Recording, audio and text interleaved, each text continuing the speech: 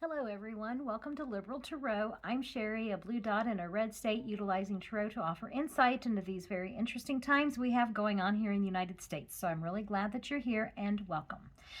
The focus of today's reading is going to be part 3 of the November energy reading. So what I want to start with first is the numerology for the month of November, which is going to be the Emperor. This is going to be, we're going to be asking ourselves the question of who is our leader? What qualities do we want our leader to have? Now, going back, if we look at, I mentioned this in one of the other energy readings, but real quick to recap, September is going to be the High Priestess, and that is going to be the secrets coming to light. And we really started to see a lot of pressure about those Epstein files. In fact, I think it was in September, wasn't it, that's when the House went on recess, and they just haven't come back. For October, our numerology related back to Tarot was the Empress, and that was how do we take care of people? And that's what we saw. We have seen how do we take care of people with those SNAP benefits, with the health insurance premiums that are going up, and then also those tariffs that are getting ready to hit. How do we take care of people? For the month of November, who is our leader? Which I find this really interesting because technically we do have, a president that's sitting in the Oval Office.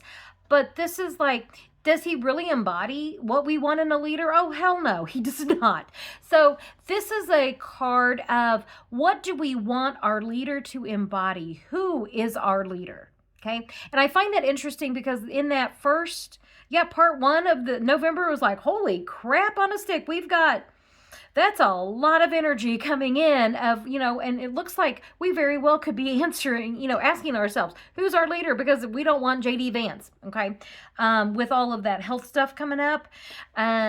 So, yeah. The other thing I wanted to talk about is kind of like some things that I'm seeing and patterns and like how it's lining up with the readings that I have been doing. So my background is in psychology. I have a master's in counseling. And so the way I do tarot, I almost use it like a Rorschach, like almost like that. So I see like patterns in human behavior. And then I use the tarot to kind of use that, the imagery to create that like intuitive and my intuition to create that narrative to put it into like some kind of context for us. And so I've been, for those of you that have been here for a while, I am really starting to see those patterns and how it's lining up with like things that I have said is now like breaking through in like the mainstream, not quite mainstream media, but more like mainstream podcasts. So things that I'm hearing, somewhat with mainstream media. So, Heather Cox Richardson, I really like her, and I finally figured out why I like her so much. A couple of reasons. One is she does not sensationalize the news. She's coming from it from the point of a historian. And I was like, oh, she's coming from it with, from the background of social sciences. And that's kind of like where my forte is those social sciences. So I think a lot of like that lines up for me. Like her message like really resonates with me. It's like, okay, yeah, that makes sense. And just some of the things that she's been saying, which is things that I've been saying now for months, and that we're starting to see that. I mean, her big thing is like, he's not right in the head. It's like, well, yeah, no shit, and she said something else, and she goes, I don't mean to editorialize, and it's like, oh no, that's the truth. You're not editorializing. That's actually the truth. So if you're one who kind of has a hard time really digesting the news because I really recommend her because she does it in a very matter-of-fact way, like looking at it from the viewpoint of a historian. Okay, so that makes it a little bit easier to digest, in my opinion. Okay, Gia Prism is someone who I watch and, kind of sporadically. I can't say that I watch everything she does, but she said something the other day, and it was she said, use the word psychics. I consider myself more intuitive. It's probably splitting hairs, but whatever. So she said the psychics aren't wrong. We're just early. And if you think about that, we're not wrong. We've just been really early. So like I can feel this energy, and it's almost like I don't want to say like put a disclaimer out there of, well, if I'm not right, in November, I don't know. I mean, yeah, I'm being real honest. It could be off by a month. The wild card, and I've always gotten that Trump's the wild card here. It's his health. I mean, he could, he's not going to, but decide to maybe, actually, I think even at this point, even if he just decided to do something for his health, that ship has sailed. Like he should have been doing this years ago. And that now we're kind of coming to the end of his time here in this earthly plane. He knows this. He's been saying it, okay? He's, I'm trying to get to heaven. Oh, Grandpa's wandering around the cabin there of the Air Force One going, I don't think I'm getting into heaven. Yeah, you don't say.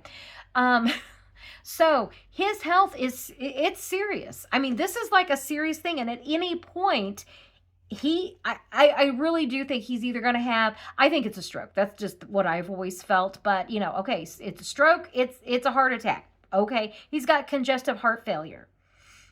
I'm not diagnosing, only from entertainment purposes only. And it's just what I am seeing. Okay. I'm only commenting on what I'm observing here.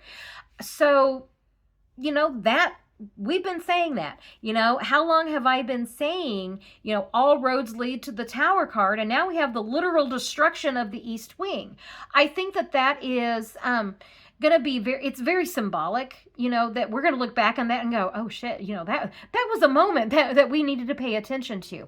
And I want to remind everybody that the card that comes up after the Tower card is the Star card. So that East Wing is going to be rebuilt. I have no doubt about that. It is not going to be built in that Golgotha image of the shit stain. Okay. That's not going to happen.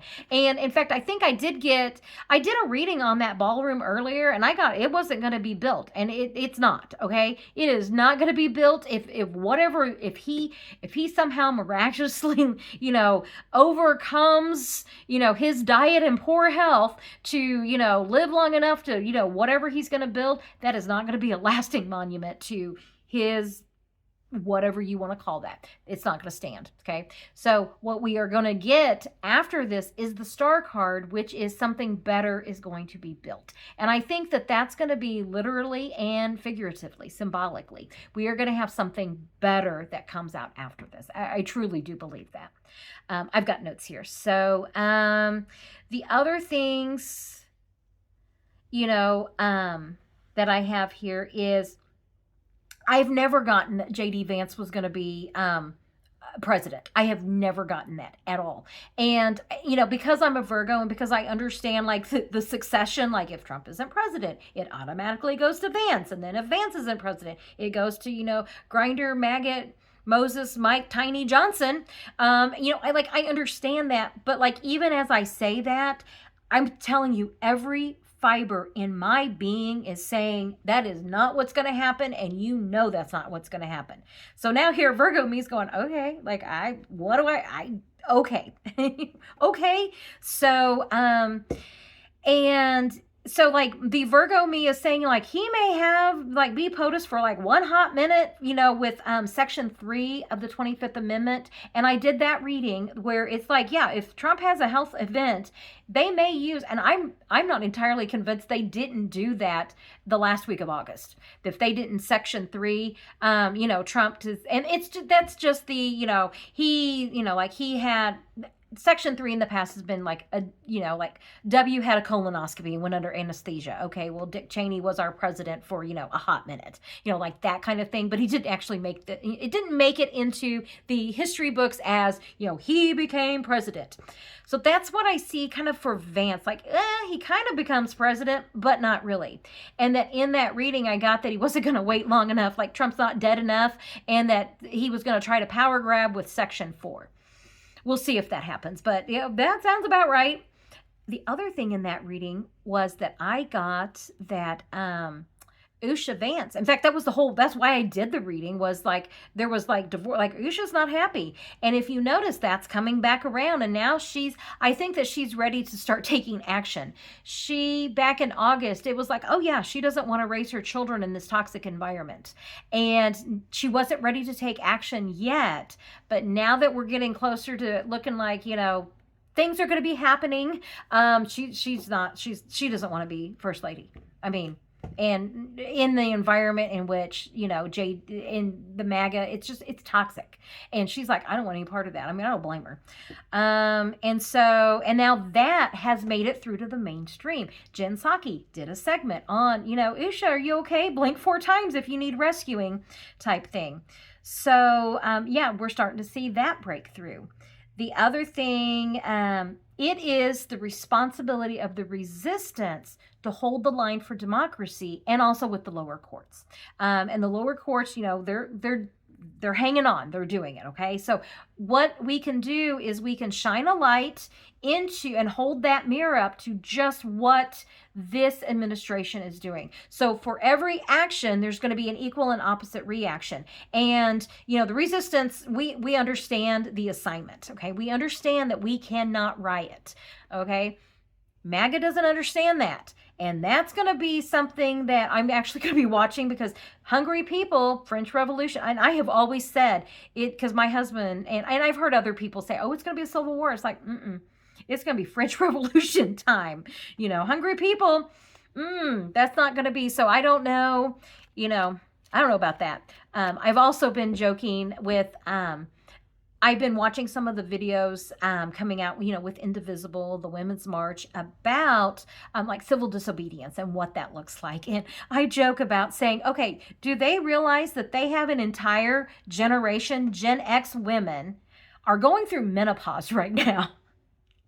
And it's like, you have this untapped energy of rage just from Gen X and women. And like, how many of us are the oldest daughter? And then on the flip side of that, how many of you were the wild second child?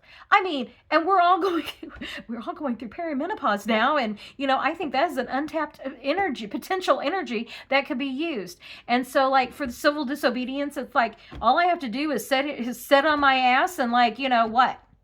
Say, fuck you, make me. Oh my time to shine has come.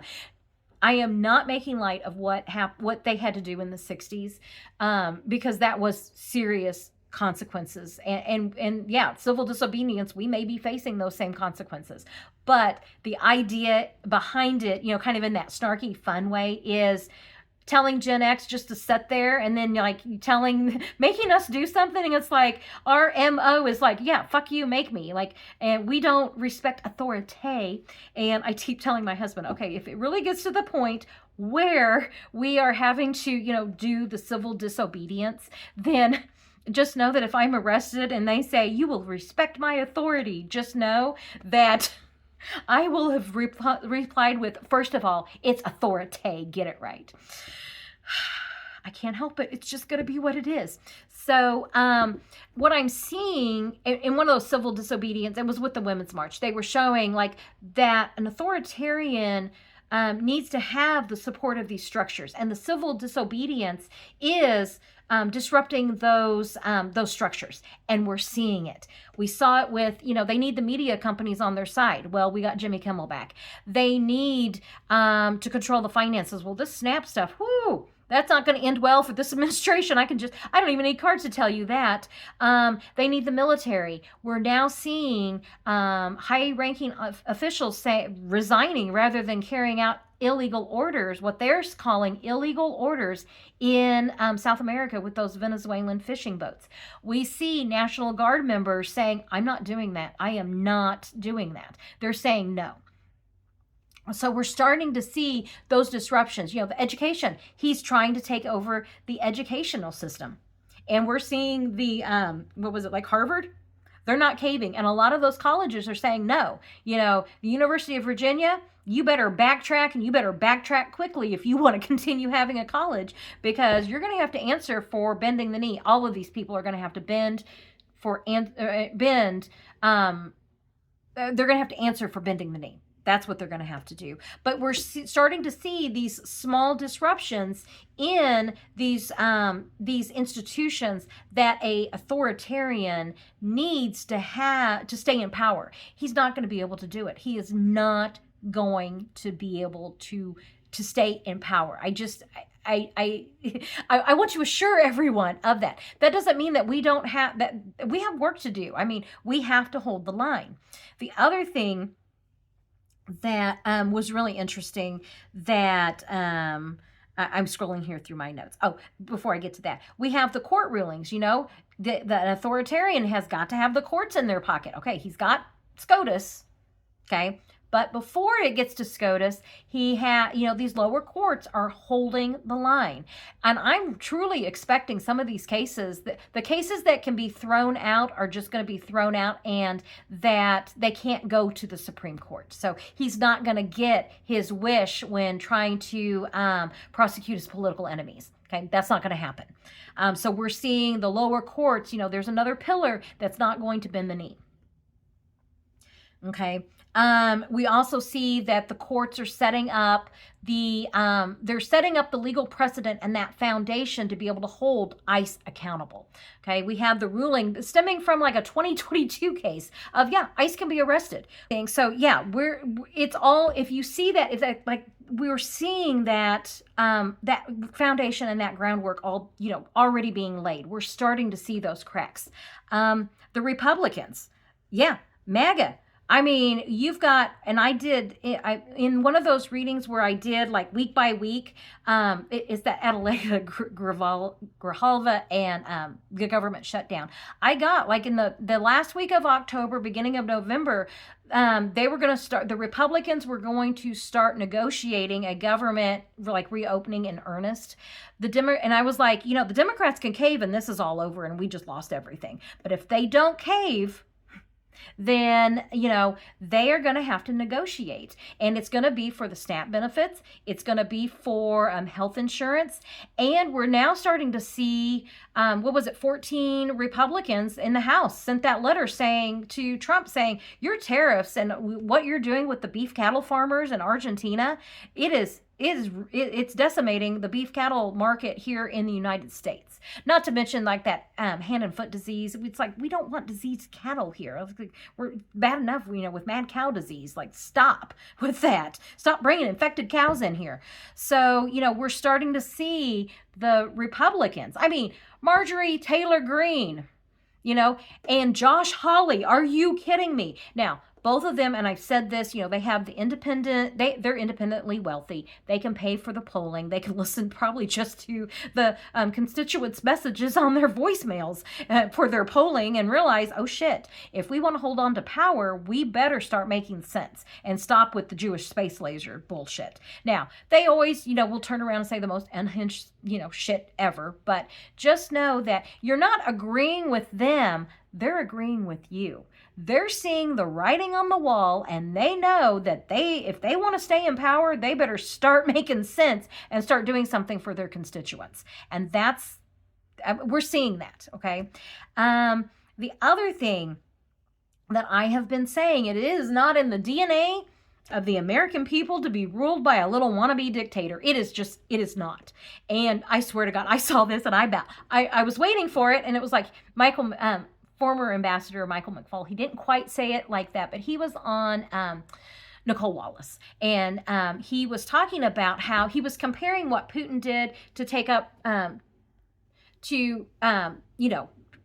take over Russia with what Trump is doing and like that playbook. And it's like step by step, like it's like exactly the same. However, and Michael McFaul did say this, and I'm somewhat summarizing it. It's pretty close to what he said. He said the difference was that Russia didn't have this rich history of being a democracy. They had only had, like a few years. They didn't have the rich history that we do, and that we have the 250 years of saying no to kings. It's like, did anybody in, like Project 2025 ever pick up a history book, and realize that, no, this is not what we do. This is not what we stand for. This is not who we are as a country. We've had 250 years of, we're not ruled by a king, like that has been in our DNA. And he did say, let's see, I guess he just said that we have 250 years of not having a king, and that our history is we overthrow kings. So, anybody in Project 2025, like we overthrow kings, okay? And that this just is not going to be who we are as a country. And so the other thing is like with the resistance, indivisible, maybe we need to start having like Schoolhouse Rocks as like PSAs because, there's an entire generation that, needs to hear kind of, the Schoolhouse Rocks. Side note, we homeschooled. I have a background in education and we use Schoolhouse Rocks a lot. I love that. I love Schoolhouse Rocks. So anyway, back to this. So at any point, like this can end. This could end with Trump having a health event. This could end with, the military finally removing him from office. I don't know how that looks. And like the entire administration. I have often felt like this entire administration is just, it's what I see. Have you guys seen? My intuition works in funny ways. But have you guys seen that video of the little raccoon with his little piece of like cotton candy and then he puts it in the water and it just dissolves and he's like, but it's just, and he looks so confused. That's what I'm seeing with this administration. Every time I think about this administration, I see that video of just like the cotton candy just dissolving. I mean, we're left with a sticky, nasty mess that has to be cleaned up, but at least they're gone. Okay. So, and I don't know, because like, as I've said, Virgo me is like, I don't know how that happens. I really don't. But is it the military? Is it? And I just see like that. I'm seeing the news and I'm seeing Governor Newsom with everybody standing, with other governors standing there saying we have assumed, the role of presidency and we as Americans are going to figure this out. Like he has this really great speech. And it's not as a permanent thing, it's as a temporary thing just to kind of steady the ship. And look at what Gavin Newsom is doing. He's he's laying the groundwork. He's already talking to foreign leaders. He's already trying to establish relationships and trade with these other countries. So if you take a step back and look at the big picture, look at the macro picture, we're seeing all of this happening right now. So this is kind of like, don't lose hope. Hang in there. We really, truly are going to get through this. As I said, I know like what our Constitution says, but I also know what I'm seeing out in the wild. It's like, that's not what our Constitution says. So I don't know how, like, I've even asked my husband, like, is there like some unwritten protocol somewhere in the military? Like if if the administration violates their oath of office, they are then like removed. Like I have no idea, but however that is, that's what I'm seeing. So I don't, that's what it is. And no, we do not get little Grinder, Maggot, Moses, Mike, Tiny Johnson. That's his full name. As president. That just doesn't happen. So anyway, I just kind of wanted to bring together like the big picture and things that I'm seeing and kind of like where we're going with that, and that even Michael McFaul recognized it is not in the DNA of the American people to be ruled by a wannabe dictator. Okay, he didn't say it quite like that, but he did say we have a much longer, richer history of democracy than some of these other countries, where they have had authoritarians take over. We are not going to be that country. We just aren't. Okay. We're not going to be that country. So what I want to do now is, as I'm kind of wrapping up this video, thank you for hanging in there with me. I want to do a final, kind of layout of what do we need to know about November. So that's what I want to do. Thank you for hanging in there with me. I hope a lot of that made sense, and I hope a lot of that is like kind of helping to calm our fears, and also to just kind of like get back to like, what is our responsibility? Our responsibility is to be part of the resistance, okay? And to do whatever we can, whatever skills and talents you have, to utilize that to promote democracy. And I'm not going to gatekeep. So as long as it's peaceful, and as long as no peace or no rioting, no violence, as long as it's peaceful and joyful, then I don't gatekeep. So whatever it is you need to do, there was someone who said they went to like Crafters Against Fascism. They were making signs for the protesters or the marchers for No Kings 2. So, whatever that skill is, that is what we're going to be doing right now. So anyway, I am now going to do just the final message with Tarot of what do we need to know about November. Okay, final message about November. What is it that we need to know?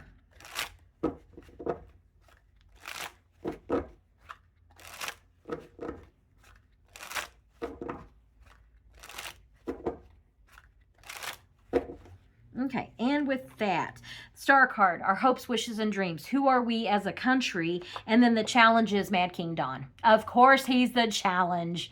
Okay, let's keep going. So with that, with the options very quickly, and also card of expansion in this deck. I am using my Robin Wood deck. Robin Wood. And this is Jupiter, which is a card of expansion. It's also a good luck planet, which is why the flip side or the lower energy of that is going to be, karma's a bitch. So something very quickly, and this could be messaging. This could be evidence, coming in, like something very quickly. And also lots of options. Like we have a lot of options of what to do about our challenge here of Mad King Don and weighing our options. What do we do? And I really think that MAGA's walking a tightrope, and they're going to have to make some decisions on what they're going to do. Okay. Are they going to continue supporting what is obvious, Mad King? And what's interesting is, like, do you not remember we overthrew Mad King George? What makes you think we won't do the same thing, with this administration? We are not going to be ruled by a wannabe dictator. Okay. And what are our options? This is also the lies. A lot of options, a lot of, how are we going to get out of this? This almost feels like it's coming from the viewpoint of MAGA and Republicans, and they've got a mess to clean up. And how do we take care of our country? What was it? The Empress is what was October. And just because we're done with that, it's not like, each month is just, wrapped up with a bow and we move on to the next one. We're still grappling with this. And I think it's the, let's think of this as like the Emperor and the Empress of, we should have a leader that wants to take care of the citizens of the country. That's not what we have right now. And that very quickly, karma's going to be a bitch, and these Republicans need to decide what side are they going to be on. And we're starting to see that. We're starting to see the split in MAGA. And so, I think that November, it feels like it's reaching that is all wonky. November feels like it's really reaching like that reaching ahead. It's like that pressure. It's not, hungry people are not happy people. And MAGA is going to realize that very quickly. Also, that polling that came out, and the majority of people blame Republicans. That polling came out, majority of people blame Republicans, and now all of a sudden the Republicans want to negotiate.